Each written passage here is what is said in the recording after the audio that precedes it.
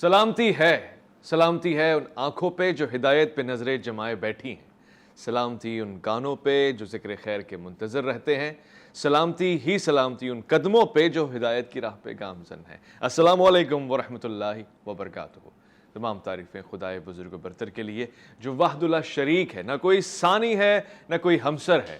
درود لامحدود محبوب رب الودود، راحت العاشقین مراد المشتاقین، حضرت محمد مصطفیٰ، آپ کی آل پاک، آپ کے جانثار انصار اور اصحاب پر۔ عزیزان من، خواتین و حضرات، آپ دیکھ رہے ہیں الف لام میم، میں آپ کا میزبان محمد اویس ربانی تہہ دل سے آپ کو کہتا ہوں خوش آمدید۔ خواتین و حضرات، جمعرات ہم ہمیشہ سے کہتے ہیں کہ بھری مراد ہے، مگر مرادوں کو اگر آپ خاص طور سے اس کے لیے رکھیں جس نے آپ کو پیدا کیا ہے اور جو آپ کی ہر مراد سے واقف ہے، آشنا ہے، وہ بخوبی جانتا ہے آپ کے دل میں کیا ہے۔ اس سے خطاب کرنے کے لیے آپ کو زبان کو حرکت دینے کی ضرورت بھی نہیں ہے، گویا کہ اس نے آپ کو حیوان ناطق بنایا ہے۔ وہ چاہتا ہے کہ آپ کی زبان پہ اس کا ذکر آئے، آپ اس کو یاد کریں، کیونکہ یہ آپ کے حق میں بہتر ہے۔ کیونکہ یہ تو وہ ذکر ہے نا کہ جب آپ زبان پہ لاتے ہیں تو خود آپ کی طبیعت مزاج بہتر ہو جاتی ہے، قسمت آپ کی سدھر جاتی ہے، معاملات آپ کے حق میں بولنے لگتے ہیں۔ اسی لیے وہ چاہتا ہے کہ آپ اس کو یاد کریں۔ لہٰذا جمعرات کے دن یہ طے کر لیں کہ آپ نے اپنی عبادتوں میں اضافہ کرنا ہے، کثرت پیدا کرنی ہے اپنی ریاضتوں میں، محنتوں میں، دعاؤں میں، اذکار میں۔ اور پھر یہ جو رات ہے جس کو ہم کہتے ہیں جمعہ رات، یعنی جمعے کی رات، یہ بتاتی ہے کہ آنے والا دن کتنا بڑا ہے۔ لہٰذا جو بڑی آمد ہوتی ہے اس کی تیاری پہلے سے کی جاتی ہے، لوگ بیدار ہوتے ہیں، آشنا ہوتے ہیں۔ کراچی میں اس وقت ٹیمپریچر بڑا سخت ہے، رات بھی بڑی گرم گزری ہے۔ میں آج کے مہمان سے خاص طور سے تعارف کرانے کے بعد یہ پوچھنا بھی چاہوں گا، یہ جو سخت راتیں ہوتی ہیں، خاص طور سے گرم راتیں یا گرمیوں میں جو اضافہ ہو جایا کرتا ہے، کیا یہ کسی عذاب کی علامت ہوتی ہے؟ کیا ہمارے گناہوں کے سبب یہ سارا ماحول بدل رہا ہے؟ یہ سب آخر کیوں ہوتا ہے؟ یعنی بعض اوقات ہم ایکسپیکٹ نہیں کرتے، نارمل چھوٹا سا شہر، یہ بڑا شہر ہے مگر ٹیمپریچر تو اتنا زیادہ نہیں ہوتا۔ البتہ اب جو دیکھنے میں آ رہا ہے وہ روز بروز ماحولیات میں تبدیلی آ رہی ہے، اور جو کبھی توقع نہیں کی تھی وہ سب کچھ ہو رہا ہے۔ یہ کیوں ہوتا ہے؟ میں خوش آمدید کہنا چاہتا ہوں، آج آپ کے لائیو سوالات بھی لیں گے، سوالوں کے جواب بھی آپ کو دیے جائیں گے۔ مفتی خرم رحمانی صاحب، السلام علیکم ورحمۃ اللہ۔ وعلیکم السلام ورحمۃ اللہ۔ کیسے مزاج ہیں آپ؟ الحمدللہ، اللہ کا شکر۔ مفتی صاحب، یہ جو گرمی بڑھ رہی ہے، بہت زیادہ ماحولیاتی تبدیلی آ رہی ہے، ہمارے گناہ اس کا سبب بنتے ہیں یا اور بھی کوئی بات ہے؟ بسم اللہ الرحمن الرحیم، والصلاة والسلام علی رسولہ الکریم، اما بعد۔ اویس بھائی، اللہ کا لاکھ لاکھ شکر ہے کہ اللہ تعالیٰ نے ہم سب کو دین اسلام کی نعمت سے مالا مال فرمایا اور ایک ایسا کامل، اکمل، مکمل دین عطا فرمایا جو زندگی کے ہر شعبے میں، ہر اسپیکٹ میں ہماری رہنمائی کرتا ہے۔ اب یہ ہمارے اوپر ڈیپینڈ کرتا ہے کہ ہم اس سے رہنمائی لینا چاہتے ہیں یا نہیں۔ یہ جو ماحولیاتی تبدیلی ہے، یا اس وقت جو کراچی والے خاص طور پہ جس گرمی کا سامنا کر رہے ہیں، پہلے تو ہم اللہ تعالیٰ کی بارگاہ میں دعا کرتے ہیں کہ اللہ تعالیٰ موسم کو اچھا کر دے، جو کہ اللہ کی تمام تر مخلوق، صرف انسان ہی نہیں، باقی جو مخلوقات ہیں وہ بھی بہت زیادہ پریشان ہیں۔ سچ کہہ رہے ہیں۔ اللہ اپنے پیاروں کے صدقے میں، اللہ اپنا محبوبوں کے صدقے میں، اور اللہ تعالیٰ اپنی شان رحیمی کے صدقے میں اللہ تعالیٰ اس کو ہم سب کے لیے بہتر بنا دے۔ آمین۔ جہاں تک موسم کے تبدیل ہونے کا جو تعلق ہے، اللہ سبحانہ و تعالیٰ نے ایک طرف تو اسے اپنی قدرت کی نشانیوں میں قرار فرمایا کہ یہ اللہ سبحانہ و تعالیٰ جو نظام کائنات چلا رہا ہے، اس نظام کائنات کا چلنا یہ اللہ سبحانہ و تعالیٰ کی قدرت کاملہ کا بہترین اظہار ہے۔ بے شک بے شک۔ دوسری طرف یہ جو ماحولیاتی اثرات ہیں، اس کے حوالے سے اللہ سبحانہ و تعالیٰ نے قرآن مجید فرقان حمید میں ایک آیت مبارکہ ہے، اور یہ بھی آپ نے گفتگو کی تو فوراً سے میرے ذہن میں آئی۔ سورہ روم 21ویں سپارے میں اللہ سبحانہ و تعالیٰ نے فرمایا ظہر الفساد فی البر والبحر بما کسبت ایدی الناس۔ یہ جو سمندروں میں طغیانی بڑھتی چلی جا رہی ہے اور جو زمین پر ماحولیاتی تبدیلی کے اثرات نمودار ہو رہے ہیں، فرما بما کسبت ایدی الناس، یہ لوگوں کے اپنے ہاتھوں کے کرتوت ہیں۔ صحیح بات ہے۔ اور یہ کیوں ظاہر ہو رہا ہے؟ فرما لیذیقہم بعض الذی عملوا، یہ اللہ سبحانہ و تعالیٰ اس لیے ظاہر فرما رہا ہے تاکہ جو تم نے عمل کیے ہیں اس کا کچھ مزہ تو چکھو۔ اچھا، اب یہ مزہ چکھنا کیوں ہے؟ فرمایا اس لیے کہ لعلہم یرجعون، شاید تم واپس لوٹ کر اپنے پروردگار کی طرف آ جاؤ۔ یہ اس لیے نہیں چکھایا جا رہا کہ اور زیادہ بھاگ جاؤ، بلکہ اس لیے کہ دیکھو یہ پوری کائنات اور اس کا پورا نظام اس کے دست قدرت میں ہے. جی وہ اتنی ساری سرکشی کے باوجود تم پر اپنی بے پایہ رحمتیں برسا رہا ہے. آج اگر اس مصیبت میں ہو, اس پریشانی میں ہو, اس تکلیف اور رنج کی کیفیت میں ہو تو کیا کرنا ہے؟ کہا واپس اپنے پروردگار کی طرف لوٹ کر آ جاؤ, اس تمہاری مصیبتوں اور پریشانیوں کو دوبارہ سے راحت اور سکون میں تبدیل فرما دے گا. تو اس میں ایک کیفیت تو واقعتاً یہ ہے جو کہ اللہ نے قرآن میں ارشاد فرما دیا ہے کہ جو ہمارے کرتوت ہیں, جو ہمارے اعمال ہیں, جو قدرت کے نظام میں چھیڑ چھاڑ ہمارے لوگ کر رہے ہیں, جی گلوبل وارمنگ اس کی وجہ سے بڑھتی چلی جا رہی ہے, تب اس کا شاخسانہ ہے. تو ہمیں کیا کرنا چاہیے؟ ہمیں قدرت کے نظام میں دخل اندازی نہیں کرنی چاہیے, ایکسپلور ضرور کرنا چاہیے, کیونکہ اس کی دعوت بھی اللہ سبحانہ و تعالیٰ نے عطا فرمائی ہے کہ اللہ کی کائنات میں غور و فکر کرو, اس کو ایکسپلور کرو تاکہ اس پہ حکمرانی بھی کر سکو. اللہ نے ان کو تسخیر کے لیے تمہارے واسطے پیدا فرمایا ہے, لیکن اس میں چھیڑ چھاڑ نہیں کریں. کسی بھی, جیسے ہم اپلائنسز یوز کرتے ہیں, اس ایک مینول ہوتا ہے, وہ مینول اس لیے دیا جاتا ہے کہ آپ نے اس کے مطابق اس کو استعمال کرنا ہے, آپ اس کی بہترین خدمات لے سکتے ہیں, یا آپ کی بہتر سروس کرے گا. لیکن جہاں کہیں آپ نے اس کے نظام میں چھیڑ خانی کی تو وہ کمپنی بھی بولتی ہے بھئی اب آپ نے زیادتی کر دی, اس کے ذمہ دار ہے, اب یہ نہیں چل رہا یا یہ خراب ہو گیا, یوں ہو گیا, تو اس کے آپ ذمہ دار ہیں, چونکہ چھیڑ خانی آپ نے کی, ہم نے ایک مینول دے دیا تھا.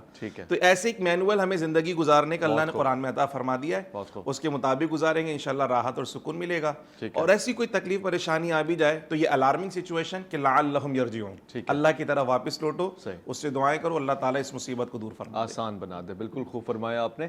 اچھا, چونکہ آج سوالات ہیں فقہی شرعی سوالات بہت سارے ہمارے پاس آ رہے ہیں, آ گئے ہیں, واٹس ایپ پہ موجود ہیں, لائیو کالز بھی آئیں گی. ایک سوال ہم پہنچا ہے اور بڑا عجیب سوال ہے. میں اکثر سوچتا ہوں کہ ظاہر سوال تو سارے ہی اچھے ہوتے ہیں, خاص ہوتے ہیں, مگر امپورٹنٹ اس لیے ہوتے ہیں کہ اپنی نوعیت میں منفرد سوال ہے. سوال پوچھنے والے نے کہا ہے کہ آپ کی والدہ, یعنی اس سائل کی والدہ, پردے کے واجبات کو نہیں سمجھتیں, دین اسلام کے معیارات کو نہیں سمجھتیں, یا پھر کچھ ایسے تعلقات بھی انہوں نے پال لی ہیں جس کو اسلام منع فرماتا ہے, جو شرعی حدود سے تجاوز کر دینے والے ہیں. اب میں اپنی والدہ کے ساتھ کیسا برتاؤ کروں؟ میں روکتا ہوں تو رکتی نہیں ہے, اور اب میرے بس میں نہیں ہے, میں کیا کروں؟ ایسے سوال کو کیا جواب دیا جائے؟ بہت اہم سوال ہے معاشرے کی نوعیت کو اسپیشلی دیکھتے ہوئے, اور ہر زمانے میں کیفیات رہتی ہی ہیں. سب سے پہلے تو ہدایت کی دعا, ہم سب کا جو حق بنتا ہے ہم ہدایت کی دعا کریں کہ اللہ سبحانہ و تعالیٰ نے سیدھا رستہ دکھائے اور ان کی آنکھیں کھولے تاکہ وہ حق کے راستے کو دیکھیں اور اس پر چلنے کی کوشش کریں. ایسی کیفیت میں اولاد کی کیا ذمہ داری بنتی ہے؟ دیکھیں, سب سے بڑا گناہ ہے نا وہ شرک ہے. گناہوں میں سب سے بڑی کیفیت جس کو اللہ نے معاف بھی نہیں فرمانا, اللہ نے فرمایا کہ ان اللہ تعالی لا یغفر ان یشرک بہ, اللہ تعالیٰ شرک کو معاف نہیں فرماتا, باقی گناہوں کو معاف فرما دیتا ہے. تو والدین اگر مشرک بھی ہوں تو بھی ان کے ساتھ بدسلوکی کی اجازت نہیں ہے. اچھا, تو جب اس کیفیت میں اگر والدین ہو تب بھی قرآن نے منع فرمایا کہ بدسلوکی نہیں کرنی ہے, ان کے ساتھ حسن سلوک ہی کرنا ہے. تو کتنی بھی نافرمانی ہو رہی ہو شریعت مطہرہ کی, حق یہی بنتا ہے کہ ہدایت کی بات ان کو سمجھا دی جائے, بتا دی جائے, لیکن اپنی طرف سے کوئی بدسلوکی نہیں کرنی چاہیے. اچھا, اپنی طرف سے کیا کرنا چاہیے؟ اپنی طرف سے ہر نماز میں یا قبولیت کے اوقات میں ان کے لیے دعائے مغفرت اور دعائے رحمت کریں کہ اللہ سبحانہ و تعالیٰ ان کو سیدھے راستے پر لے کر آئے, اور ایسی گیدرنگ ان کو فراہم کرنے کی کوشش کی جائے, ایسا ماحول, ایسا لٹریچر ان کو فراہم کرنے کی کوشش کی جائے جو ان کی آنکھیں کھولے اور وہ اس گناہ کے راستے سے بچیں. لیکن اولاد کو بدسلوکی کی اجازت نہیں ہے, یہ اولاد کی بات ہو رہی ہے. اس کے علاوہ اگر ریلیشنز ہیں, یعنی بھائی ہے, چچا ہیں, خالو ہیں, ادر ہمارے ریلیشنز ہوتے ہیں, ان میں کیفیت یہ ہے کہ اگر کوئی خدا تعالیٰ کی سخت نافرمانی کر رہا ہو اور حدود توڑ رہا ہو خدا تعالیٰ کی, تو پھر سوشل بائیکاٹ, یہ شریعت کا جو ہے مطالبہ ہے, اس کا سوشل بائیکاٹ کیا جائے. اس کو بتایا جائے کہ دیکھو اس سوسائٹی میں اللہ کے فرما بردار لوگ ہیں, اس کے خاص روحانی ماحول ہے, تم اس سے بلونگ نہیں کر رہے ہو, اس لیے سدھر جاؤ اور واپس اس طرف لوٹ کر آ جاؤ. مفتی خرم محمد صاحب, ایک اور ہمارے پاس سوال آیا ہے اور میں چاہتا ہوں مفتی صاحب سے یہ سوال پوچھوں. یہ بھی کچھ اسی نوعیت کے سوال ہے مگر اس پہ معاملات اور ہیں. یہ زوجہ ہیں اور یہ خاتون پوچھ رہی ہیں کہ میرے جو شوہر ہیں وہ میری آنکھوں کے سامنے, پہلے تو مجھ تک خبر پہنچتی تھی, اس کے بعد ان کے اسکینڈلز, افیئرز, یہ سب رہتے تھے, اب مجھے پتہ ہوتا ہے اور اب ان کو کسی چیز کا ڈر نہیں ہے, خوفزدہ نہیں ہوتے. اب مجھ پہ کیا ذمہ داری بنتی ہے, میں کیسے روکوں, میں what I have to do in this situation؟ سب سے پہلے پھر وہی بات کہ اللہ سبحانہ و تعالیٰ نے ہماری جو بنیادی ذمہ داری لگائی, دیکھیں اللہ تعالیٰ نے فرمایا کنتم خیر امۃ اخرجت للناس تأمرون بالمعروف وتنہون عن المنکر. بینگ امت مسلمہ جی ہماری ذمہ داری ہے، ہر مسلمان کی یہ لائبلٹی ہے کہ وہ کیا کرے، امر بالمعروف اور نہی عن المنکر. اس کا کام یہ ہے ٹھیک ہے. کہ وہ نیکی کی دعوت، بھلائی کی دعوت اور گناہوں سے بچنے کی جو دعوت ہے وہ دیتا رہے یہ عورت کیا کرے؟ اور ان کو بتاتا رہے. سب سے پہلا کام تو یہ کرنے کا ہے.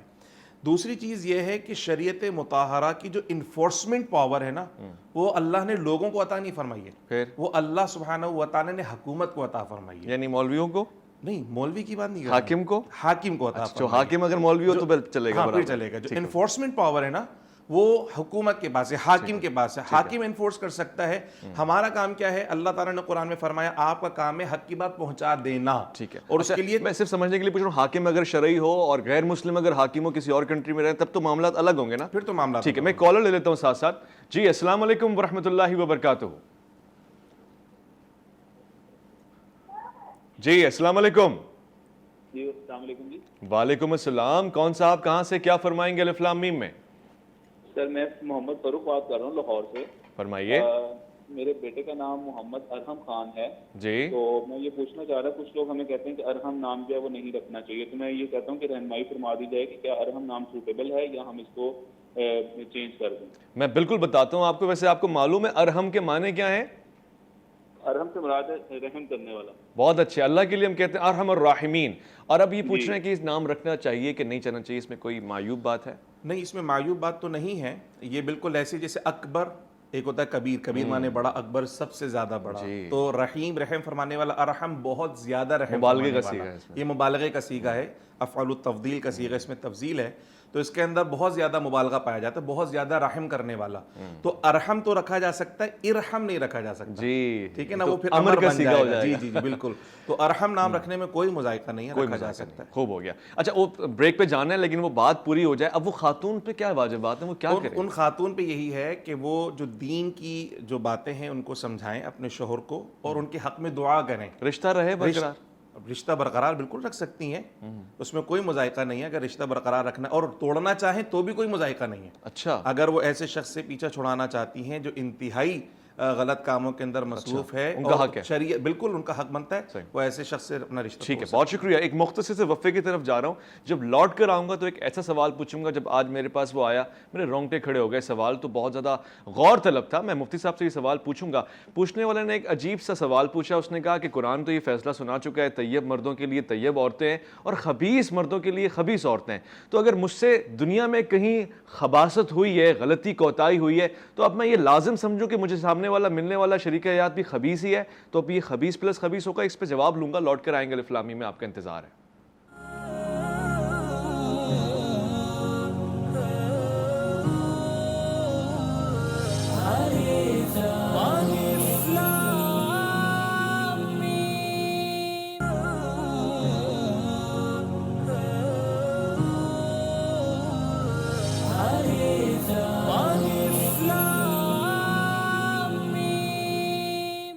الف لام میم میں خوش آمدید. جو لوگ اس سے پہلے ہمارے ساتھ جڑے ہوئے تھے وہ سوال کو جانتے ہیں. بہت خاص سوال ہے جو ابھی ابھی لائن اپ کر کے بیٹھے ہیں ان کو بتانا چاہتا ہوں. آج پوچھا گیا سوال الف لام میم میں اپنی اہمیت کا انتہائی منفرد سوال ہے. اور ایک صاحب نے پوچھا ہے کہ قرآن کا تو یہ فیصلہ ہے کہ خبیث مردوں کے لیے خبیث عورتیں ہیں، اچھے مردوں کے لیے طیب پاک مردوں کے لیے پاک عورتیں، اور اس طرح وائس ورسا. تو اگر مجھ سے کہیں خباثت ہو گئی تو میں یہ گارنٹی سمجھ لوں کہ مجھے اب خبیث ہی شریک حیات ملے گا. مفتی صاحب یہ سوال پوچھنے والا پوچھ رہا ہے. اصل میں قرآن مجید فرقان حمید کی جو آیت مبارکہ ہے اس کو سمجھنے میں کچھ لوگ تھوڑا سا غلطی کر جاتے ہیں. جی یہاں جو طیب مرد کے لیے طیب عورتیں اور خبیث مردوں کے لیے خبیث عورتوں کی جو بات ہے، اگر اس والی بات کو ذہن میں بٹھا لیں جس طرح ان صاحب نے سوچا، جی تو اس سے کیا ہوگا کہ کوئی بھی شخص اپنی شریک حیات کے بارے میں جو ہے وہ اس غلط فہمی کا شکار رہے گا. اگر مجھ سے کوئی خباثت ہوئی جی تو معاذ اللہ میری شریک حیات بھی کسی نہ کسی گناہ کے اندر مرتکب معاذ اللہ رہی ہوں گی. تو نکاح کا جو رشتہ ہے وہ بہت ہی زیادہ اعتماد والا ہوتا ہے، اور اگر مرد اور عورت دونوں میں کوئی بھی کسی پہ شک و شبہ کے اندر اگر مبتلا ہو جائے تو پھر وہ رشتہ زیادہ عرصے چل نہیں سکتا.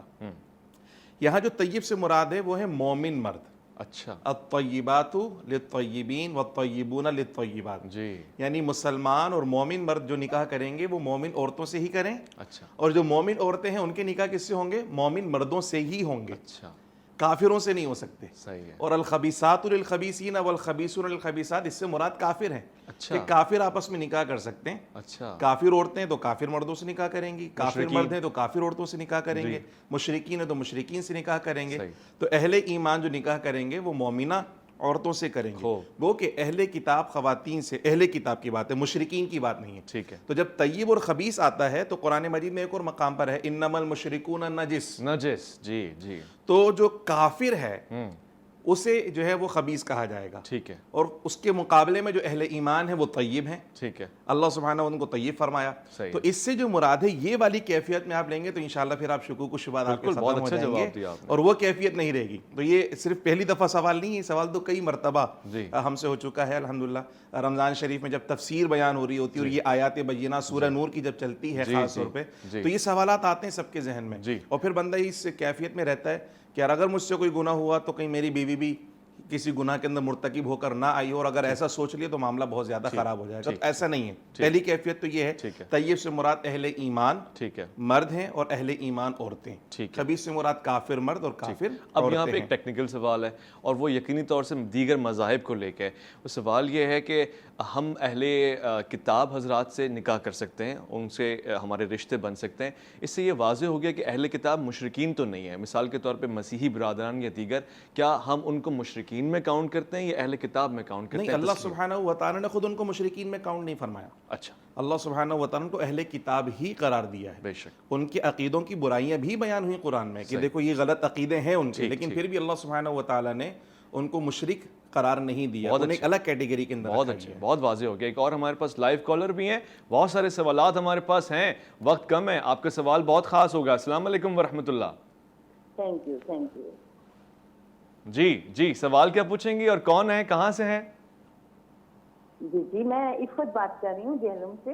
میں نے آپ سے کوشچن کیا ہے کہ قادیانی یا کافر اگر ہمارے گھر آتے ہیں، وہ کچھ کھاتے پیتے ہیں، تو ان کے بارے میں، ہمارے تعلقات کے بارے میں بتائیے کہ ان کے ساتھ کیسے کھانا پینا جائز ہے ہمارے. بہت اچھا سوال ہے آپ کا. غیر مسلم اگر مسلمانوں کے ساتھ اٹھیں بیٹھیں کھائے پئیں تو کیا حدود ہیں شرعی طور سے؟ بات یہ ہے کہ اسلام تو رواداری کا درس دیتا ہے. ٹھیک ہے. حسن اخلاق کا درس دیتا ہے. ٹھیک ہے. اور کیفیت وہاں آتی ہے جب کوئی غداری کرتا ہے. اگر کوئی شخص اسلامی مملکت کے اندر اسلامی قوانین کو فالو کرتے ہوئے اور اسلام کی جو ضروریات اور بنیاد ہے اس کا احترام کرتے ہوئے رہ رہا ہے، تو ہمیں اس کے ساتھ کوئی چھیڑ چھاڑ کرنے کی ہرگز ضرورت نہیں ہے. بلکہ دین جو بزرگان دین نے پھیلایا، تو ہم خاص طور پہ اس بر صغیر پاک سب کانٹیننٹ میں دیکھتے ہیں، وہ پھیلے ہی ایسے ہے کہ حضور خواجہ غریب نواز رحمۃ اللہ علیہ ہیں اور حضور بابا فرید رحمۃ اللہ کے دسترخوان پہ جب لوگ کھانا کھانے آ رہے ہیں تو پہلے مذہب نہیں پوچھا جا رہا. کیا بات ہے کہ جی آپ کون سے مذہب سے تعلق رکھتے ہو؟ کہا اس کو بھوک لگی، پہلے کھانا کھلاؤ. کیا بات. پہلے پیٹ بھرے گا، پھر اس کے بعد اس کی ہدایت اور رہنمائی کی بات کرتے ہیں. تو وہ جو لقمہ حلال ان کے قلب میں جایا، ان کے شکم میں جایا کرتا تھا، اس کی روحانیت قلب کے اندر محسوس ہوا کرتی تھی. کیا خوبصورت بات ہے. کچھ دن وہ ان کی روٹی کھاتے تھے، اس کے بعد خود بخود کلمہ پڑھ لیا کرتے تھے. ان کو بولنے کی ضرورت پیش نہیں آتی. اللہ اکبر. تو رواداری، حسن سلوک کا اسلام درس دیتا ہے. اسلام جو منع فرماتا ہے وہ مودت سے منع فرماتا ہے کہ ان کی محبت دل میں نہیں بسانی ہے. ان کو اپنا کلوز دوست نہیں بنانا. ہاں، ان کو اپنا جو ہے نا وہ ولی نہیں بنانا جو قرآن مجید میں اللہ تعالیٰ نے منع فرمایا کہ اپنے راز ان کو نہیں دینے. اس کیفیت سے منع فرمایا. البتہ حسن سلوک اور رواداری کی جائے. ٹھیک ہے، واضح ہے. اچھا، ایک اور لائیو کالر بھی ہیں، ان کا سوال بھی لیتے ہیں. یقینی طور سے خاص سوال ہوگا. السلام علیکم ورحمۃ اللہ. وعلیکم السلام. جی کون صاحب کہاں سے کیا فرمائیں گے؟ جی میں سمجھ کے بات کر رہا ہوں ضلع خوشحال سے. جی فرمائیے. میرا سوال یہ ہے سر جی کہ ہمارے گاؤں کے اندر یہ جو ہوتے ہیں نا گلے شکوے کرتی ہیں عورتیں ایک دوسرے سے برائیاں کرتی ہیں، کہ اس کو کوئی بہتر حل ہے کہ ان کو روکا جا سکے؟ غیبت کے حوالے سے بات کر رہے ہیں آپ؟ جی غیبت کے حوالے سے. ہاں، یہ بڑا مسئلہ ہے اس معاشرے کا. قرآن منع فرماتا ہے یقینی طور سے، مگر آپ کے سوال اچھا ہے کہ کوئی پالیسی ہے، کوئی ٹیکنیکل ایسی چیز ہے. گاؤں کے لوگ نسبتاً کم پڑھے لکھے ہوتے ہیں تو وہ ایک دوسرے کی برائیاں کرتے ہیں، اور یہ معاملہ کیسے رکے؟ اس کا سب سے پہلا طریقہ کار تو یہی ہے کہ اللہ سبحانہ و تعالیٰ نے قرآن مجید میں جو گیدرنگز ہوتی ہیں نا، اس کی پہ نگاہ رکھنے کا بڑا اللہ سبحانہ و تعالیٰ نے ارشاد فرمایا کہ تم دیکھو کس گیدرنگ کے اندر بیٹھ رہے ہو. اچھا. تو جو بری گیدرنگ ہے اس سے اجتناب کا حکم ہے، جو اچھی گیدرنگ ہے اس کو اختیار کرنے کا حکم ہے. تو ایسی گیدرنگ میں بیٹھیں گے جہاں غیبت ہی غیبت ہے تو غیبت بڑھے گی. جب آپ کو پتہ ہے کہ یہاں غیبت ہو رہی ہے اور یہ بری چیز ہے تو آپ وہاں سے ہٹ جائیں. اس گیدرنگ کو ہی چھوڑ دیں, اس کا حصہ نہ رہیں آپ. پہلا کام تو کرنے کا یہ ہے. سیکنڈ چیز یہ ہے کہ اگر کسی کو علم نہیں ہے تو اس تک علم پہنچایا جائے, کہ اللہ سبحانہ و تعالیٰ نے قرآن مجید فرقان حمید میں غیبت کرنے سے منع فرمایا, اور غیبت کو اللہ سبحانہ و تعالیٰ نے قرآن میں فرمایا کہ غیبت کرنا ایسا ہے جیسے اپنے مردار بھائی کا گوشت کھانا. کیا تم مردار بھائی کا گوشت کھانا پسند کرو گے؟ فرمایا نہیں. تو کہا پھر غیبت بھی نہیں کرو. اسی طریقے سے حضور علیہ الصلوۃ والسلام نے احادیث میں کتنی مذمت بیان فرمائی. پھر غیبت کرنے والوں کو بروز حشر جہنم میں کیا کیا سزائیں دی جائیں گی. تو اگر یہ بیان کر دی جائیں, اگر یہ باتیں بتا دی جائیں, تو الحمدللہ مسلمان سے قوی امید ہوتی ہے کہ چونکہ وہ ہدایت کو قبول کرنا چاہتا ہے, اللہ نے ایمان کی نعمت اسے عطا فرما دی ہوتی ہے, تو قوی امید ہوتی ہے کہ جب اسے قرآن و سنت کی روشنی میں سمجھایا جائے تو وہ ایکسیپٹ بھی کرے گا, اور انشاءاللہ ان بری باتوں سے بچ بھی سکے گا. انشاءاللہ. میں اپنے اس کالر کو قابل تحسین سمجھتا ہوں کہ انہوں نے ایک بہت بڑی بیماری پہ نشانہ لگایا ہے, اور انشاءاللہ آپ کے اس سوال سے بہت سے لوگوں کی اصلاح ہو جائے گی. ایک اور لائیو کالر ہیں. السلام علیکم ورحمۃ اللہ وبرکاتہ. وعلیکم السلام. جی کون صاحب, کہاں سے, کیا فرمائیں گے؟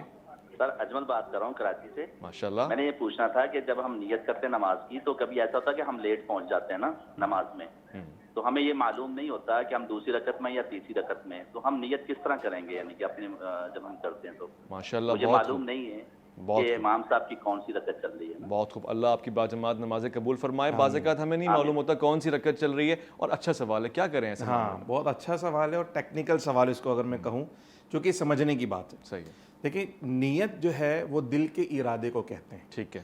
اور جب ہم اپنی سیٹ چھوڑ کر اپنے گھر سے نکل کر مسجد تک پہنچے ہیں, اٹ مینس ہم نماز پڑھنے کے لیے ہی نکلیں. ٹھیک ہے. اور ہم میں سے ہر شخص کو پتا ہے کہ دوپہر میں گیا ہوں تو ظہر کی نماز ہے, شام میں گیا ہوں تو عصر کی نماز ہے. ٹھیک ہے. تو وہ گھر سے نکلتے وقت جو کیفیت تھی, وہ جو نیت تھی نا, وہی اصل میں آپ کی نیت ہے. آپ زبان سے اگر نہ بھی کہیں تو کوئی فرق نہیں پڑتا, وہ آپ کو اٹھ کر آنا ہی اصل میں آپ کی نیت ہے. صحیح ہے. سیکنڈ چیز, بھائی نے جیسے سوال کی کہ ہمیں نہیں پتا کہ امام صاحب کون سی رکعت میں ہے, تو جو نیت ہمیں تعلیم کی گئی ہے اس میں رکعت کا تو سوال ہی پیدا نہیں ہوتا. اچھا بالکل ایسے ہی ہے. ہم نیت میں بتائیں کہ جی میں فلاں رکعت میں شامل ہو رہا ہوں, اس میں تو کل رکعتیں ہوتی ہیں کہ 4 رکعت نماز فرض ادا کر رہا ہوں, 3 رکعت نماز فرض ادا کر رہا ہوں, تو اس میں تو کل رکعتیں بیان کی جاتی ہیں. اس میں یہ کوئی بیان نہیں ہوتا کہ میں امام صاحب سے دوسری رکعت میں شامل ہو رہا ہوں. تو یہ کنفیوژن اپنے ذہن سے نکال دیں. اس طرح کا کوئی کلمہ نہیں ہے, اس طرح کی کوئی بات کہنے کی ضرورت نہیں ہے. بس اس نیت کا اعادہ زبان سے کرنا مستحب ہے, تاکہ دل اور زبان دونوں ایک ساتھ ہو جائیں کہ جی میں ظہر کی نماز پڑھ رہا ہوں, یا عصر کی نماز پڑھ رہا ہوں, یا مغرب کی نماز پڑھ رہا ہوں. زبان سے رہ گیا تو کوئی مسئلہ ہے؟ کوئی ایشو نہیں ہے. میں نے کہا نا کہ اصل کیا ہے, وہ دل. واہ واہ واہ. نیت جو آپ, جس نے آپ کو مجبور کیا کہ اپنی جگہ چھوڑ کر مصلی پر آ کر کھڑے ہوں, اصل نیت تو وہ ہے. جو میں کبھی سر بسجدہ ہوا تو زمین سے آنے لگی صدا, تیرا دل تو ہے صنم آشنا, تجھے کیا ملے گا نماز میں. دل کو قبلہ کی طرف ایسے رخ رکھیں کہ اس کے علاوہ کوئی آئے نہیں, ذہن میں بھی, گمان میں بھی, فہم میں بھی, ادراک میں بھی, فکر میں بھی, افکار میں بھی. ایک مختصر توفیل لوٹ کر آئیں گے. الف لام میم میں آپ کا انتظار ہے.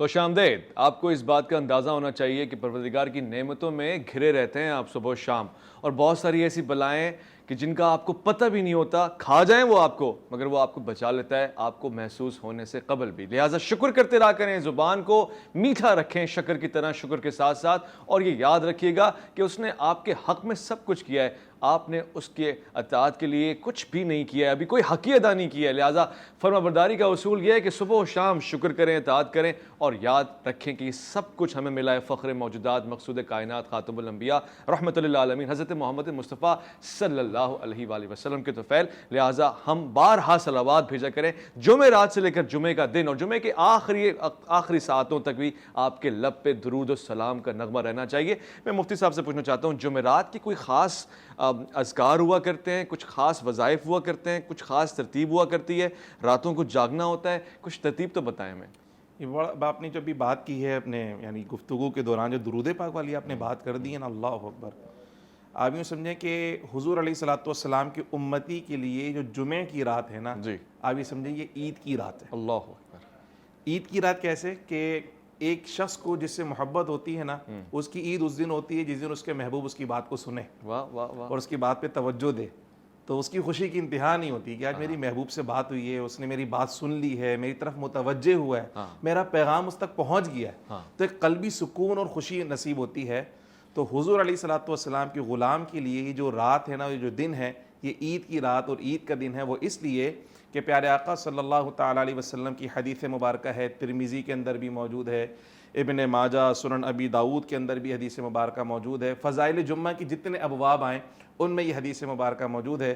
پیارے آقا صلی اللہ تعالیٰ علیہ وسلم نے اپنے اصحاب سے عرض کی کہ دیکھو جمعہ کا دن تمہارے دنوں میں سردار ہے, جمعہ سید الایام ہے, اور اللہ نے جمعہ کو مومنوں کے لیے عید کا دن بنایا ہے, تو اس دن مجھ پہ کثرت سے درود و سلام پڑھا کرو, کیونکہ اس دن جو تم درود و سلام پڑھتے ہو تمہارا درود میں خود سنتا ہوں. اللہ اکبر. دور و نزدیک کے سننے والے وہ کان لالے کرامت پہ لاکھوں سلام. لائیو کالر بھی ہمارے ساتھ ہیں, ان سے بھی پوچھتے ہیں. جناب السلام علیکم ورحمۃ اللہ. وعلیکم السلام جی, محمد یوسف بات کر رہا ہوں جنگل سے. خیر مقدم ہے آپ کا, کیا پوچھنا چاہیں گے الف لام میم میں؟ میں مفتی صاحب سے یہ سوال کرنا چاہتا ہوں کہ اگر سفر میں ہو تو کتنی فرض نماز بندے پہ فرض ہے پڑھنی؟ آپ اگر سفر میں ہو؟ ہاں جی, تو نماز کتنی ہے فرض ہے پڑھنی؟ اچھا, مفتی صاحب کہہ رہے ہیں سفر میں ہو, تھک جائے, کیا سلسلہ ہے, نماز پڑھ لیں. تو اور سر اگر کام میں لگا آدمی تو فرض نماز قضا ہو جائے تو اس کا کیا طریقہ ہے؟ ٹھیک ہے, ٹھیک ہے جی جناب. پہلی بات تو یہ کہ جو سفر ہے وہ سفر اس وقت کاؤنٹ ہوتا ہے, شرعی سفر جسے ہم کہتے ہیں کہ اپنے شہر سے, شہر کی حدود جو بھی باؤنڈری عرف عام میں ہے اس سے باہر نکلے تو اس سے آگے مزید 92 کلومیٹر کا سفر ہو. اچھا, تو اس وقت پھر بندہ شرعی مسافر کہلاتا ہے, اور اس میں اللہ سبحانہ و تعالی نے حضور علیہ الصلوۃ والسلام کی امت پہ خاص انعام ان کو عطا فرمایا کہ وہ نمازیں جو 4 رکعت ہیں ان کو عادی فرما دی. یعنی جو 4 رکعت نمازیں وہ 2 رکعت پڑھی جائیں گی, ظہر, عصر اور عشاء. تو وہ 4 رکعت فرض ہیں ان کے, تو یہ 2 رکعت پڑھیں گے لیکن ثواب پورا ملے گا ان کو. تو حالت سفر میں 5 نمازیں فرض ہیں, لیکن ان فرائض کے اندر جو 4 رکعت والے ہوتے ہیں اس میں اللہ نے سہولت عطا فرما دی ہے کہ 2 رکعت پڑھ لیے. آپشنل ہے یہ کمپلسری 2 ہی پڑھنی ہے؟ 2 پڑھیں, وہ اس لیے کہ سفر میں قصر کرنا واجب ہے. یہ اللہ سبحانہ و تعالیٰ کی طرف سے ایک فیور ہے. اب آپ اللہ کے فیور کو نہ لیں تو اللہ کو یہ بات پسند نہیں ہے. اصل میں دیکھیں عبادت کا کانسیپٹ کیا ہے. عبادت کا کانسیپٹ یہ ہے کہ میں اللہ کی مانوں گا, میں نے اللہ کی فرما برداری کرنی ہے. اب اللہ کی فرما برداری اللہ کے حکم کے مطابق ہوگی تو اللہ کو پسند آئے گی. کیا بات ہے. اگر آپ اپنی مرضی چلائیں گے تو پھر اللہ کی فرما برداری تو نہ ہوگی. بہت خوب, بہت. تو اللہ نے تو حکم دیا ہے جب 4 سجدے 4 رکعت پڑھنے کا حکم دیا تو 4 ہی پڑھیں. ٹھیک ہے. اور جب وہ کہہ رہا ہے کہ بھائی 2 پڑھ لو, ٹھیک ہے, میں 4 کے برابر ثواب دوں گا, تو پھر 2 پڑھ لیں, یہ فرما برداری. تو مفتی صاحب روزے کے معاملے میں بھی تو یہ ہو سکتا ہے, جب وہ کہتا ہے ایکسکیوز کر دو, سفر میں ہو, روزہ چھوڑ دو, تو پھر ہم آپشن میں کیوں آتے, رکھیں یا نہ رکھیں؟ یہ شاید لوگوں کو علم نہیں ہے میرے خیال سے, اس وجہ سے وہ آپشن کے اندر آ جاتے ہیں. حالت سفر کے روزے میں تو اللہ سبحانہ و تعالیٰ نے فرمایا کہ آپشن ہے, چھوڑ دیں, بعد میں اس کو پورا کر لیں. لیکن ایک جملہ ہے اس آیت مبارکہ میں جہاں اللہ تعالیٰ نے آپشن دیا نا کہ فَعِدَّةٌ مِّنْ أَيَّامٍ أُخَرَ, اسی طرح مریض کے لیے بھی فرمایا کہ مریض کو بھی اختیار ہے روزہ چھوڑ دے, بعد میں گنتی کو پورا کر لے. لیکن فرمایا وَأَن تَصُومُوا خَيْرٌ لَكُمْ, لیکن اگر روزہ رکھ لو یہ تمہارے لیے بہتر ہے. یہ مریض کے لیے, دونوں کے لیے. اچھا, چھوڑنے کا آپشن تو ہے لیکن بہتر کیا رہے گا؟ اچھا, بیسٹ آپشن کیا ہے؟ فرمایا ان تصوموا خیر لکم, اگر روزہ رکھ لو یہ بہتر رہے گا. تو چھوڑنے کا اختیار دیا ہے, ٹھیک ہے, لیکن وہاں بہتر کا بھی آپشن موجود ہے. تو اب کہاں جائے, فیور کو لے اللہ تعالیٰ کے یا آپشن پہ جائے؟ یہ اللہ کی رحمت ہی ہے, بندے کو چاہیے اللہ کا فیور لے لے. ٹھیک ہے, جب وہ ثواب میں کمی نہیں کر رہا, اپنی عطا میں کمی نہیں کر رہا, تو پھر میں کیوں اپنے آپ کو پریشان کروں؟ عبادت کے اندر سکون قلب, جس عبادت میں جتنا سکون قلب ہوگا اتنا مزہ آئے گا اور اتنا مقبول ہے وہ. اور جو عبادت تنگ دلی کے ساتھ کی جائے وہ اللہ کے لیے نہیں ہے, پھر کیا بات ہے, وہ پھر نفس کے لیے تھی. کیا بات ہے, وہ صرف تھکاوٹ ہے, سبب اور کچھ بھی نہیں ہے اس کا, تھکاوٹ اور کچھ نہیں. لائیو کالر ہمارے ساتھ. السلام علیکم ورحمۃ اللہ وبرکاتہ. السلام علیکم. جی وعلیکم السلام, کون صاحب, کہاں سے, کیا فرمائیں گے؟ جی آپ محمد رمضان بات کر رہا ہوں خوشحال سے. حضور آپ سے ایک مسئلہ یہ پوچھنا ہے کہ ہمارے ساتھ ایک کلیگ ہیں وہ ہندو ہیں. ٹھیک ہے. تو ہمارا کھانا جو ہے نا وہ تقریباً دن کو اکٹھے ہی آفس میں کھاتے ہیں, تو کیا ہم ایک ہی پلیٹ میں کھانا پڑتا ہے, کیا ہم اس کو کھانا کھا سکتے ہیں یا نہیں, یہ مسئلہ پوچھنا ہے. جی بہت اچھا سوال ہے آپ کا, میں مفتی صاحب سے یہ سوال پوچھوں گا.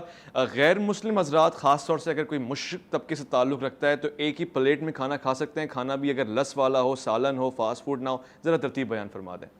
بالکل ان کے ساتھ کھانا کھانے میں کوئی مذائقہ نہیں ہے، البتہ ان کے گھر کے پکے ہوئے کھانے میں اجتناب کرنا چاہیے۔ کھانا آپ کے گھر کا پکا ہوا ہے تو بالکل کھا لیجئے، اس کو بھی ساتھ کھلا لیں، کوئی مذائقہ نہیں ہے۔ ٹھیک ہے۔ اور اس کے گھر کا اگر پکا ہوا کھانا یعنی کسی غیر مسلم کے گھر کا پکا ہوا کھانا ہے تو اس سے شریعت نے منع فرمایا، چونکہ ہمیں نہیں پتا کہ وہ حلال پکایا یا اس نے حرام پکایا، اس کے بارے میں تو سخت احتیاط ہے۔ لیکن جب بات آ رہی ہے ساتھ بیٹھ کر کھانا کھانے کی تو پھر میں کہوں گا کہ حسن سلوک اور رواداری ایک الگ چیز ہے، اور مودت کا جذبہ ہونا یہ الگ چیز ہے۔ تو حسن سلوک اور رواداری بالکل ٹھیک ہے، ساتھ بیٹھ کے کھانا کھائیں، دسترخوان کا ہو سکتا ہے آپ حضور علیہ الصلوۃ والسلام کی سنت کے مطابق جب کوئی کام کر رہے ہوں تو اس کو اپیل کر جائے، اور وہ اس چیز کو دیکھ کر اس کا دل مائل ہو جائے دین اسلام کی طرف، تو اس میں کوئی ممانعت اور رکاوٹ کوئی ممانعت نہیں ہے۔ آپ نے فرمایا۔ ایک اور لائیو کالر ہیں، السلام علیکم ورحمۃ اللہ۔ ہیلو جی السلام علیکم، کون سا آپ کہاں سے کیا فرمائیں گے؟ جی حضرت تھوڑا سا اونچا فرمائیں اور بتائیں کیا پوچھنا چاہتے ہیں الف لام میم میں؟ میں اپنے مذہب سے پڑھتا ہوں۔ نہیں میں جی ہیلو جی فرمائیے، میں سننے سے قاصر ہوں، آپ تھوڑا اونچا فرمائیں۔ میں کہہ رہا ہوں کہ جیسے مجھے اپنے مذہب میں پڑھائیں گے۔ ٹھیک ہے، آپ نے دوبارہ کال کرنی ہے، آپ کو سمجھ نہیں پا رہے ہیں ہم، مگر کوشش ہے ہماری کہ ہم سمجھ جائیں، البتہ جس کو آپ جو مقصود ہے آپ کا اللہ تعالیٰ اس میں کامیابی عطا فرمائے۔ یہ سوالات اس طرح کے بہت سارے آتے ہوتے ہیں، ہم دسترخوان سے کسی کو اٹھا دیں یہ تو سنت نہیں ہے، اور مجھے اچھا لگا آپ نے بہت ہی خوش دلی کے ساتھ، اعتماد اور یقین کے ساتھ سنت نبی صلی اللہ علیہ وسلم کے حوالے سے آپ نے بتایا لوگوں کو۔ اچھا ایسا بھی لوگ کہتے ہیں اگر کسی مشرک نے، ہندو نے لباس پہنا ہو یا کسی نان مسلم نے لباس پہنا ہو، اس کا پہنا ہوا آپ پہن لیں، کوئی ممانعت تو نہیں ہے، کوئی مشکل تو نہیں ہے؟ کوئی ممانعت نہیں ہے اس میں۔ اچھا ٹھیک ہے، زبردست۔ کچھ ریسٹورینٹس ایسے ہوتے ہیں جب ہمیں پتہ ہوتا ہے کہ یہ مسلم ریسٹورینٹ نہیں، کھانا حلال مل رہا ہے، وہاں پہ ڈاؤٹ کرنا مناسب ہے؟ کوشش یہی کرنا چاہیے کہ مسلمان کے ہاتھ کا ذبیحہ، اصل جو ایشو ہے نا وہ ذبیحے کا ہے، پکانے کا نہیں ہے۔ ہاں ٹھیک ہے نا، تو کوک آپ کا اگر وہ غیر مسلم ہے تو کوئی ایشو نہیں، چونکہ جو آپ آئٹمز اس کو لا کر دے رہے ہیں، جو انگریڈینٹس ہیں وہ سارے کے سارے حلال ہیں۔ ٹھیک ہے، تو حلال اشیاء کو استعمال کرتے ہوئے کوئی غیر مسلم کھانا پکاتا ہے تو اس کو کھانے میں کوئی مذائقہ نہیں ہے، کوئی مذائقہ نہیں ہے۔ اصل جو ایشو ہے وہ ذبیحہ کا ہے، صحیح ہے کہ وہ حلال ہے کہ نہیں ہے۔ ٹھیک ہے ٹھیک ہے۔ اچھا خواب، آخری سوال میرا خواب کے حوالے سے ہوگا۔ بہت سے لوگ کہتے ہیں ہمیں خواب آتے ہیں، روزانہ آتے ہیں، تواتر کے ساتھ آتے ہیں، اور کہتے ہیں کچھ چیزوں کے ہونے سے پہلے خواب آتے ہیں اور وہ چیزیں ویسی ہو بھی جاتی ہیں۔ کیا ڈفرینس کیا ہے جھوٹے خوابوں میں اور سچے خوابوں میں؟ جہاں تک یہ دیکھنا کہ آنے والے دنوں میں کوئی چیز ہو رہی تھی اور پھر ویسی ہو بھی جاتی ہے، تو حضور علیہ الصلوۃ والسلام کی ایک حدیث مبارکہ ہے باقاعدہ۔ پہلی بات تو یہ کہ حضور پر جب وحی کی ابتدا ہوئی تو ام المؤمنین سیدہ عائشہ صدیقہ رضی اللہ تعالیٰ عنہ فرماتی ہیں، بخاری شریف کی پہلی ہی احادیث کے اندر یہ بات موجود ہے، فرمایا کہ وحی کی ابتدا ہی ایسی ہوئی تھی کہ آپ رات کو خواب دیکھتے اور صبح ویسے ہی ہوتا جیسے آپ نے خواب میں دیکھا ہوتا تھا۔ اچھا، یعنی آنے والے واقعات، انسیڈنٹس پہلے دکھا دیے جاتے تھے۔ تو حضور نے فرمایا کہ نبوت تو منقطع ہو گئی ہے، اب کوئی نبی آنے والا نہیں ہے، لیکن جو سچے خواب ہوتے ہیں وہ نبوت کا 46واں حصہ ہے۔ تو اللہ سبحانہ و تعالیٰ بندہ مومن کو ایسی کیفیات سے دوچار کرتا ہے کہ اس کے خوابوں میں آنے والے انسیڈنٹس اس کو اللہ تعالیٰ دکھا دیتا ہے۔ یہ اللہ تعالیٰ کی مہربانی ہے، محض اللہ تعالیٰ کا فضل ہے، تو اس میں کوئی پریشانی کی بات نہیں ہے۔ جہاں تک خوابوں کا تعلق ہے تو خواب پوری ایک سائنس ہے، اور اس کے حوالے سے جو ہمیں بات ملتی ہے کہ وہ خواب جو رات کے آخری پہر میں آئیں، جسے ہم تہجد کا وقت کہتے ہیں یا نماز فجر کے قریب اوقات میں آئیں، ان خوابوں کے متعلق علماء معبرین کہتے ہیں کہ یہ سچے خواب ہوا کرتے ہیں۔ اس کے علاوہ جو خواب آتے ہیں، دوپہر کا کھانا کھا کے سو اور خواب آ گیا، ٹھیک ہے نا، صبح ناشتہ کر کے سو گئے اور خواب آ گیا، تو ان خوابوں کی علماء تعبیر کی نزدیک کوئی حیثیت نہیں ہے۔ ٹھیک ہے ٹھیک ہے، واضح ہو گیا۔ البتہ وہ شخص جو رات کی ڈیوٹی کرتا ہے اس کو تو دوپہر میں کہیں نہ کہیں خواب آئے گا، رات کو اس کو غنیمت نہیں ملتی۔ اللہ تعالیٰ آپ کی استقامت میں اور اضافہ کرے اور آپ کی عبادتوں میں، آپ کے اذکار میں مزید قوت پیدا کرے، یقین پیدا کرے، ایمان پیدا کرے۔ میں مفتی صاحب کا بہت بہت شکر گزار ہوں، مفتی خرم رحمانی صاحب نے آج عنایت فرمائی ہے، اور آپ کا بھی شکر گزار ہوں کہ آپ نے اپنی توجہات کو مرکوز رکھا ہے، سوالات آپ پوچھتے رہے ہیں واٹس ایپ پہ، ای میل کے اوپر۔ مجھ ناچیز محمد اویس ربانی کو آپ اجازت دیں گے، کیونکہ میں کوشش یہ کرتا ہوں کہ مختصر مگر جامع پروگرام رکھوں۔ آج کے لیے اتنا ہی ہے، اپنا بہت خیال رکھیں، اپنے سے بڑھ کے خیال رکھیں، ملک پاکستان کا، اللہ کے فرمان کا، اللہ کی امان میں۔